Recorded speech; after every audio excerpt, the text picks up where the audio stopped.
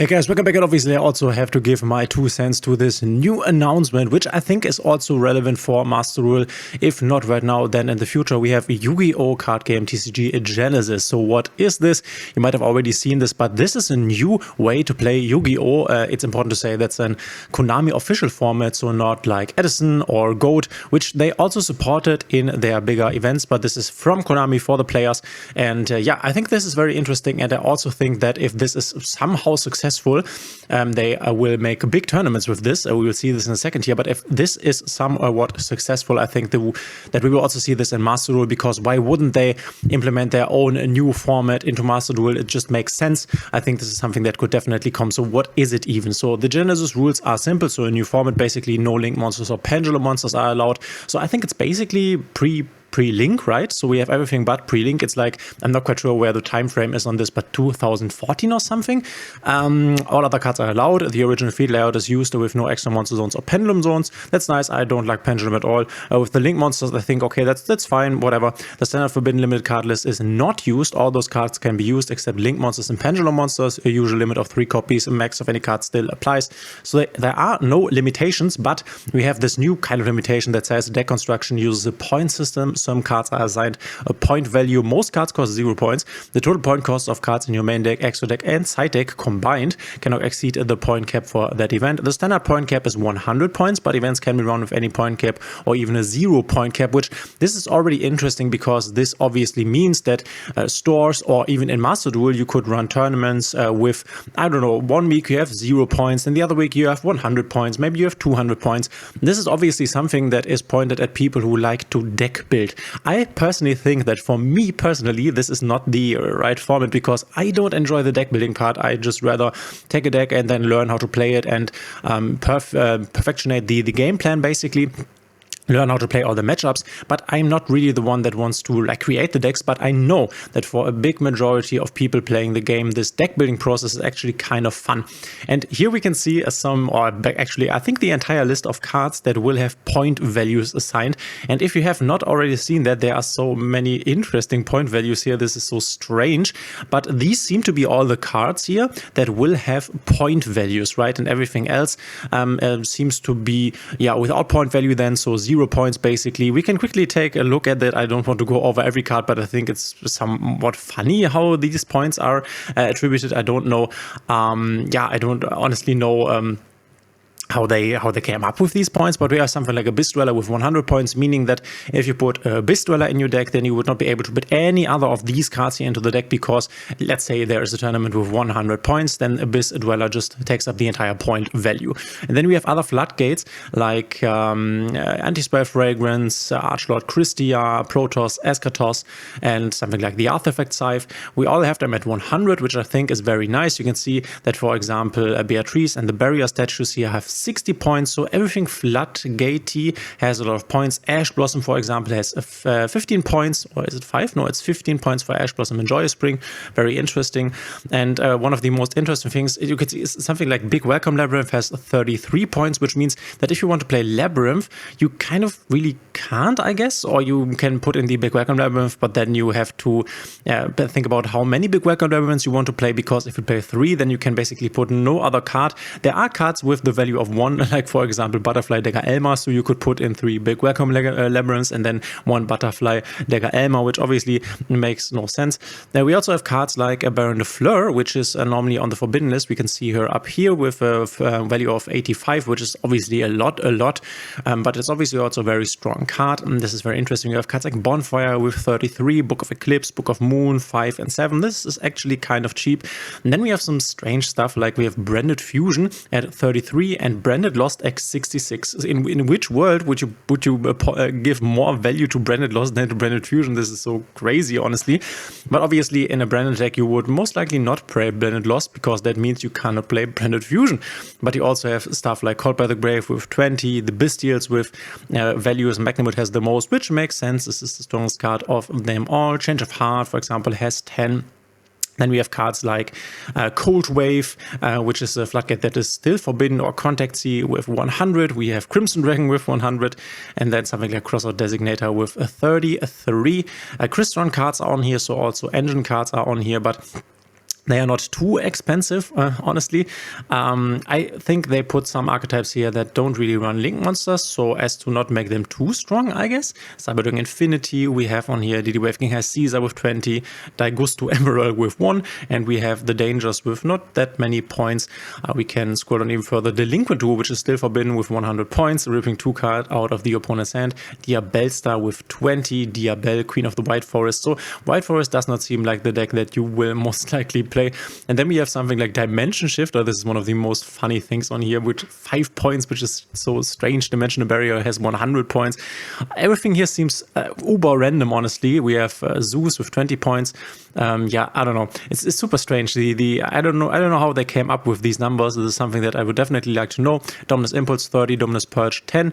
I think it would be very, very fun if from time to time you will update this list where other cards get new values, for example, thereby shifting the entire format. I think the base idea here is pretty sound and pretty cool. Effect value with 7. I'm just not sure whether these values will work. Obviously, this is a format where people will need some time to figure out the best deck, because there will be a best deck in here, basically, but this will take time for people to figure out. I think this is very interesting, and I'm honestly happy that they do this. We have cards like Fossil Diner, which is another floodgate at 100, Ghost Meets Girl, Mayakasha Saga, which is also a floodgate at 100. We can scroll on even further. Ghost Match at 100. We have Harpy's Featherstorm at 100. Crazy. So I definitely like that they put the floodgates at 100, Instant Fusion at 100. We have Jogan and Junk Speeder at 100. Kaiser Colosseum. The K9 cards are also here with Izuna, Ripper, and Lupus. This is very interesting indeed. We have Nightmare, Corruptor, Ibli, another Floodgate at 100. Last Will. We have Level Eater and Life Equalizer. Don't know these cards, honestly. Lose 1 turn at 100, whatever that means. I guess you lose 1 turn. And yeah, we can scroll on even further. Once again, I don't want to go over every cards. The Mitsurugi cards are here. Mitsu Prayer 60, Mitsu Ritual 60. So you're already not playing Mitsurugi, that's for sure, because you can't even play both of these cards here. So that's not great for the deck. The Moch armies are also here. We have Fuvalos at 7, Meowls at 5. Makes sense. Purulia at 10. This does not make sense, since the Fuvalos is obviously the better card. Okay. This is where this all is a bit nonsensical. We have Nip at 10. That's nice, I guess. A very impactful card that is kind of cheap. And then we have some number cards here. We've also have some value. Struck Lubion, for example. 1-for-1 at 91. Crazy. Original Sinful Spoiled Snake Eyes 100. Okay, you are not playing Snake Eyes, because this would be basically the only card. But I guess we have not seen the other Snake Eyes cards here on the list, so you might not need them. We have Pot of Greed, by the way. Pot of Greed at 30. Pot of Desires at 20. This is so strange. And Pot of Prosperity at 40. Okay, I would rather play a Pot of Greed for 30, but it is what it is. Premature Burial 27. Some of these are super random. We have the Pearly cards on here also. I guess they have put up some archetypes that don't play Link monsters. It makes sense. Otherwise, they might be too strong in this format. We have Rescue A stuff. Also makes sense, I think. Rivalry of the Warlords and 100 card. This was to be expected. Set Rotation, Silver. Here, Snake Eyes cards, Snake Eyes Ash, Snake Eyes Poplar. Okay, so I don't understand. We have Snake Eyes Original Sinful Spoils at 100, so you don't play this, because otherwise you can't play the other Snake Eye cards here. But Snake Eyes without Link monsters, I don't know. I think this is not going to happen.